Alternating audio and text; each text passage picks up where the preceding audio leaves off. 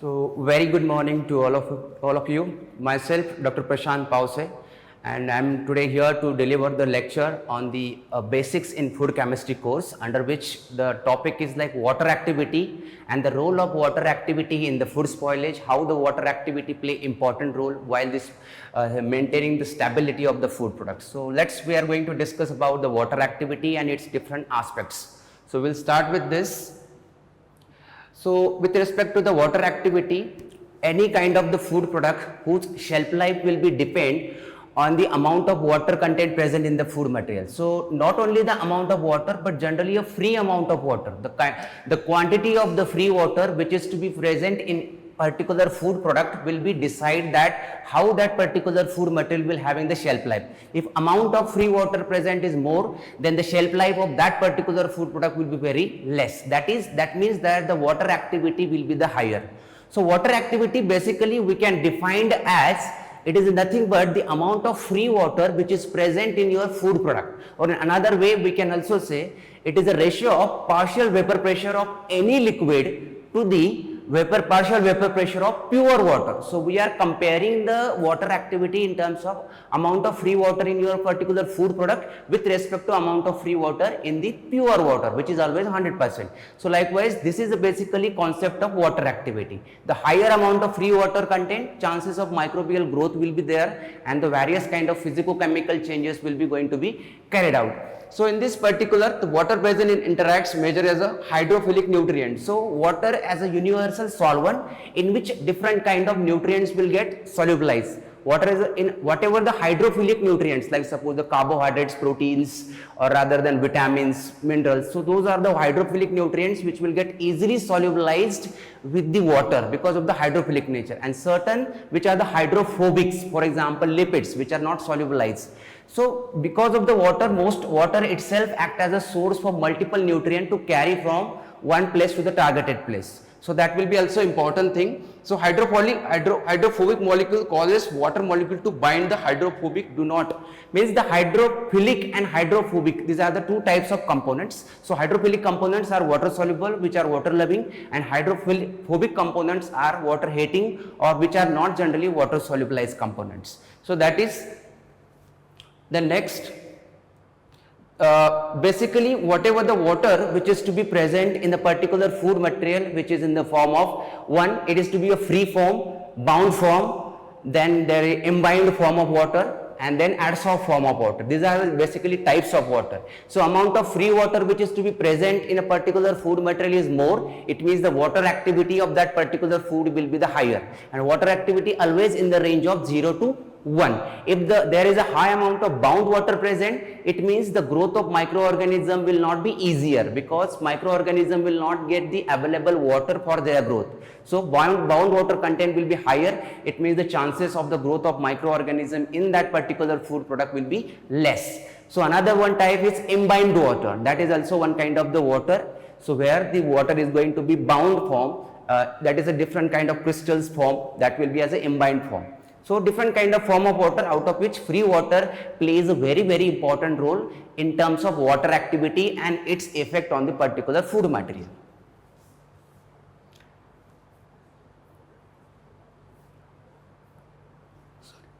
Water activity. So basically the concept of water activity, as I told you, it is a ratio of partial vapor pressure of any liquid to the partial vapor pressure of pure water. So this ratio will be considered as water activity, and water activity plays a very important role in the physico-chemical changes in the food products, as well as different kind of enzymatic activity either. So that can be leads a microbial activity in the food product and cause the deterioration or the spoilage of food products. So likewise you can say water molecule enter into microbial, enzymatic, or the chemical reaction. As I told, the physical, chemical, or the microbial changes which can be happened because of the high amount of free water. If free water present will be the least or less amount, the chances of physico-chemical or the microbial changes will be the less, because of the availability water for the microbes will be the less. So this is basic relation. The availability determines the shelf life, as the free amount of water will be decide the shelf life. It means that is individually or eventually we can say the water activity.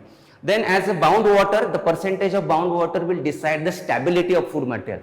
If particular food product carries the high amount of bound water, for example potatoes which carries the high amount of suppose bound water, that is not going to be easily spoilage, but instead of that suppose you have the watermelon where the high amount of free water is there, so it will go rapidly for the spoilage. So bound water percentage will be higher, the stability to that particular food product will be more. So water activity in the range of 0 to 1 as I told you. And for the growth of bacteria, the water activity will be required as of 0.91. For yeast, it will be as a 0.88. For mold growth, it will be a 0.80. And it is for xerophilic microorganism, is dryness loving microorganism, it should be a 0.65. And osmophilic 0.60. So these are the ranges for the water activity for particular microorganism for their growth. If you keep the food material below the water activity of 0.6, so there will be no any kind of growth of microorganism can be done, means 0.6 will be as a no proliferation of microorganism happen with respect to that particular food product. So we need to stabilize the food by reducing the water activity below 0.6. That is a basic thing. Next, we will do next slide. So what is the water activity? As I told, there are the two terms, moisture content and water activity. Moisture content means what? The amount of bound water as well as the free water which is present in your particular food material, it is considered as a moisture content. So there is a consideration of bound water, but in terms of water activity where only the amount of free water is to be going to be considered. So quantity of free water is to be considered as water activity, and the quantity of bound water plus free water it will be as a moisture content. If particular product with the high moisture, it doesn't mean that the water activity of that particular food will be the more. For example, or in terms of potatoes also, the moisture content is very high, but the free water content is less. So that's why the shelf life will be also better as compared to other food materials. So that is the free water, that is to be considered as a water activity in the free water. So you can see here the two types, one is to be as a bound water and another one is to be a free water. In terms of bound water, microorganism cannot utilize that water, means because microorganism will not get availability of that water, that's why it is to be considered as a bound water. So microbes cannot utilize that water. But in terms of free water, microorganism can utilize that free water, they can utilize that water for their growth and they will start growing better way. So because of the high free water content, the microbes can grow better way and they will cause a different kind of physico-chemical or the microbial changes in your food product, and eventually spoilage can be happen. But vice versa, in case of bound water, amount of free water is to be a least or there is no availability of free water, so chances of the spoilage of that particular food material will be very less. So this is a through diagrammatically you can get clarity. Bound water, no growth, and free water, there will be a growth of microbes easily. So now the concept, there is a one mathematical formula, P by P0. P by P0 means what? The water activity, the vapor pressure of any liquid or any food materials whose water activity you want to count, divided by the vapor pressure of pure water. We compare always with the standard. So pure water itself has a good kind of standard. So ratio of the vapor pressure of any liquid or any food material with respect to pure water, that will give us a water activity, and water activity is always in the range of 0 to 1. So this is to be another. Then there is another relation between the water activity and ERH, equilibrium relative humidity. Equilibrium relative humidity means what? The point at which your food products will neither gain the moisture from the atmosphere or not lose the moisture to the atmosphere. Means there is a constant condition where the food material itself neither gain the moisture from atmosphere or not losing its moisture to the atmosphere. So that point is to be considered as equilibrium relative humidity. So this is to be very important for making the stability of the food products. So generally there is a water activity is equal to, we generally say the ERH, water activity is equal to equilibrium relative humidity divided by 100. So water activity is, if you want to calculate and you know the ERH, then you can calculate the water activity. Those are interconnected. Even water activity is equal to RH by 100, we can get the RH value also, relative humidity or the water activity or equilibrium relative humidity. So this is a relation between the relative humidity and the water activity. So they are the connected to each other. So you can see through this particular one, water activity is equal to, suppose water activity is equal to, there is some issue with this PPT, but water activity is equal to ERH, equilibrium relative humidity, divided by 100. So this will give you a water activity, and water activity has no unit. So it will be like ERH by 100, that is for water activity. If you want to calculate for ERH, then ERH is equal to water activity multiplied by 100, that is for ERH. So this is a relationship between the water activity and the ERH as well as the RH. So you can go through this. Next, water activity and the food spoilage. What is the role of water activity in terms of food spoilage? If higher amount of water activity, it means what? The higher amount of free water content, and amount of water as a free water content is higher, so chances of the spoilage of the food material will be the more.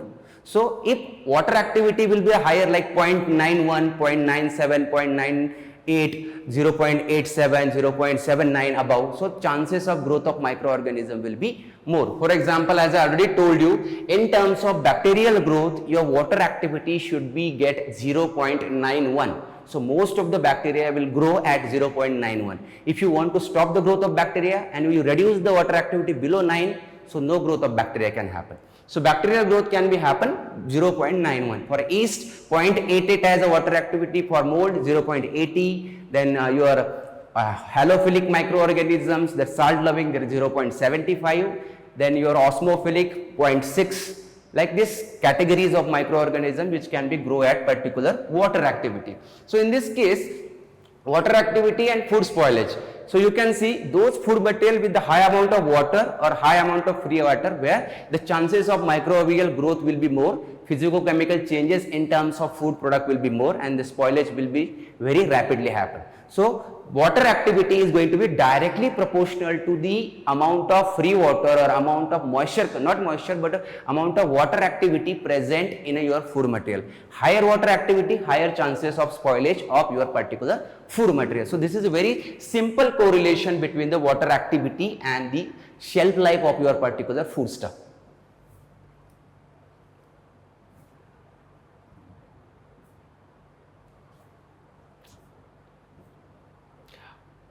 Okay, so as I discussed you, the water activity below 0.6, if water activity of any food material is below 0.6, for example honey, which is to be below 0.6, so there will be no growth of microorganism. So that is below 6 will be considered as the safest point for the growth of microorganism, means where the microbes cannot grow below 0.6 as a water activity. If water activity beyond the 0.6, like suppose 0.7, 0.8, 0.9 or even up to 0.98, so growth of microorganism will be the more, and the chances of contamination and further physicochemical changes will be the more. So we have to maintain the 0.6 below or 0.62 below water activity for the better storage stability of your particular food material. So that is very important. So pathogenic microorganism water activity 0.86, various kind of pathogenic bacteria which will require, like suppose a staphylococcus species where 0.86 is required, Clostridium botulinum species where 0.88 is to be required. So decrease in water activity reduces the growth of microorganism. If you reduce the water activity, the growth of microorganism will going to be a decrease. So there is a relation, higher amount of water activity, lower the chances of food stability. Higher water activity, higher growth of microbes, and more detrimental effects will be come. So you can see here water activity of some foods, different kind of food products in the market, out of which suppose pure water. Why we always use for calculation of water activity as a pure water? Because a pure water carries 100% free water, and that is to be considered as a standard, and that's why that is as a standard we will take as it's for comparison. So for pure water, the water activity is the one. For fresh meat, meat is a very perishable in nature, which is having the 0.98. That's why different kind of bacteria, Achromobacter, Pseudomonas, different kind of actinomycetes which can be easily grow in the meat. Then bread, in terms of bread, 0.97. So bread over which also different mold growth will be happen, Aspergillus niger, like potato chips, 0.8. Then flour, whatever the flour we are generally use, which is also having 0.7 below. Then resins, whatever the resins we generally use for our the dry fruits, which is also having 0.6. So where the chances of contamination will be less and the spoilage also very less. And the macaronis, different kind of extruded products made from the durum wheat, pasta, spaghetti, noodles, which will be also having a 0.45. So they are also self-stable because of their water activity is below 0.6. So these are the ranges, and some food are the stable at a low moisture content where others are stable at high moisture content. It's depend, moisture content will not directly affect on the shelf life. I'm again saying amount of free water is more, then the chances of the growth of microbes will be more.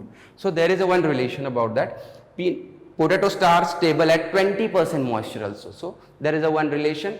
Amount of water activity or the free water, the chances of stability for particular food product will be less, but the amount of bound water present will be more. The chances, we cannot say that always there is a chance of growth of microorganism, because that is a moisture, and for water activity is higher, then chance will be the more. So you can also see the water activity of food, highly perishable fruits, vegetable, meat, fish, which will be in the range of water activity 0.95. The cheese, fruit, juices, you can see through this table different kind of water activities which are given for different kind of food products, which will be always in the range of 0 to 1. The next will be water activity and food spoilage that we discuss, different kind of zones, water activity and food spoilage, that will slowly we will discuss. There are different kind of form of water, like zone 1 of water, zone 2, zone 3, zone 4, zone 5. So different zones of water are there, and amount of free water which is to be present in a particular zone 2 will be as a more. So chances for the growth of microorganism will be the more, and the chances of the spoilage or the various kind of deteriorative action will be more.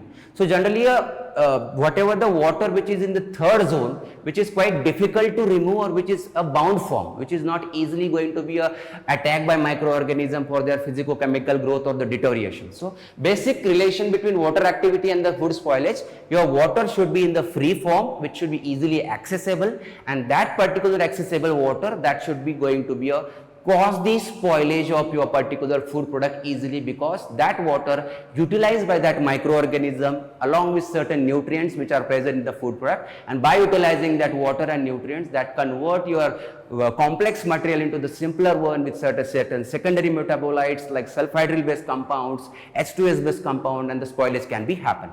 So basic, I want to say here that there is a very simple reason we are in the water activity in the food spoilage, that is a positive relation. Amount of water activity will be the more, the chances of food spoilage will be surely going to be a more. This is a basic relation. If the amount of water activity is the less, the chances of microbial growth will be also very less. But the amount of moisture content will be the more, that is not always that the chances of growth of microorganism will be more, because in the moisture content maximum portion will be considered as bound water. So simply amount of free water directly affects on the growth of microorganism. Okay, so this is basic content about this particular topic about water activity in the food spoilage and how the correlation can be carried out. Okay, thank you.